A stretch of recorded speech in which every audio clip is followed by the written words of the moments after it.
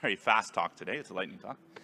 My name's Jay, and this talk is all about how we're bringing Kubernetes to the edge for people who don't do Kubernetes, people who might not even have heard the word Kubernetes. A little bit about us here. It's the Center for Parallel Computing, and we're based in beautiful, sunny London, England, if you get it on a good day, at the University of Westminster. In our research group, we do a lot of work trying to bring cloud-native technologies to users that don't normally take advantage of such technologies. I'm thinking fields, the current fields we're working in are healthcare, space science, and as you're going to hear me talk today, manufacturing, especially at the kind of SME level, so it's small to medium enterprise rather than large enterprise. So today I'm talking about the DigitBrain project. This is an EU Horizon 2020 project, and it's all about bringing digital twins to small manufacturers via the cloud. What do we mean by a digital twin in manufacturing in this specific sense? Well, picture your favorite manufacturing line. I've got a canning line up here, which is my favorite. And then think about the life cycle of that canning line. So there we go. Maybe we start off in this sort of engineering phase and design, goes into production. We distribute these canning lines all around the world. They're all around the country.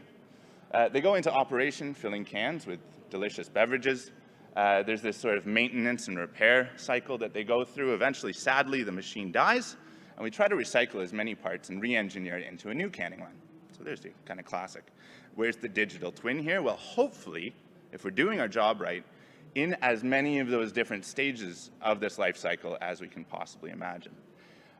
So the way we do that is we feed data in from sensors, different aspects. We get lots of data points. We can train some models.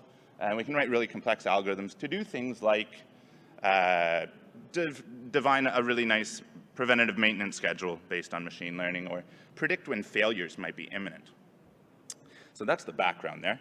What my group, or our group, I should say, is really interested in is this section down here.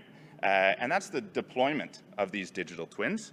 Digital twins, or at least most of the ones that we're working with, are really just lots of microservices working together to fulfill some higher functionality.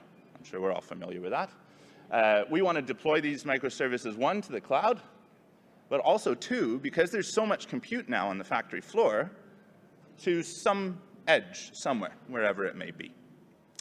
The problem is that these small manufacturers don't have big teams of DevOps engineers and site reliability engineers or software engineering teams. They might have outsourced some work, got a little bit of development done to come up with a nice digital twin that meets whatever needs they have for their machinery.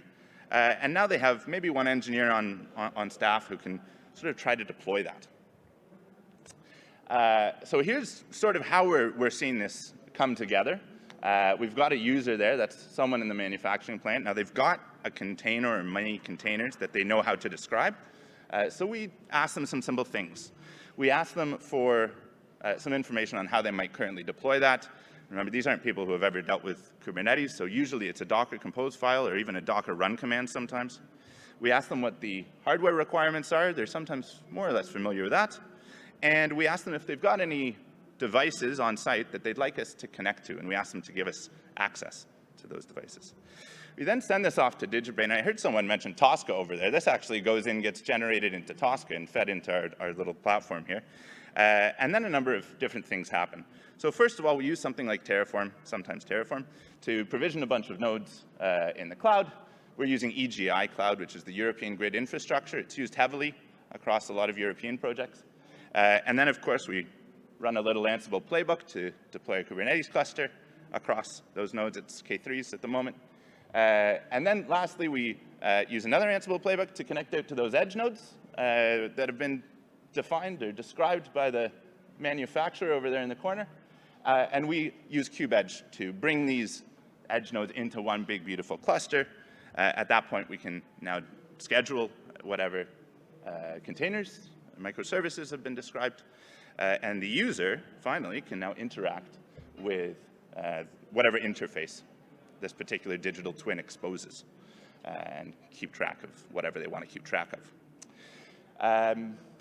The user's oblivious to all of this stuff happening. All that they know is they provide some very simple metadata. And all of this action here that's happening is wrapped up into a higher level orchestrator that we've developed at the University of Westminster that we call Mikado, and it's used to do those things I mentioned right at the top of the talk. So wrapping tools to bring them to users in fields and domains that may not use them every day. So that's a little bit about how we're using these cloud-native technologies. We're really enjoying our time with them. I know I don't get any questions in this particular session, but maybe you'll see me wandering around in the days to come, and you can ask me a question, because obviously that doesn't explain a whole lot of stuff. And I'd love to answer them, or I'd love to have a chat. So thanks very much for your time.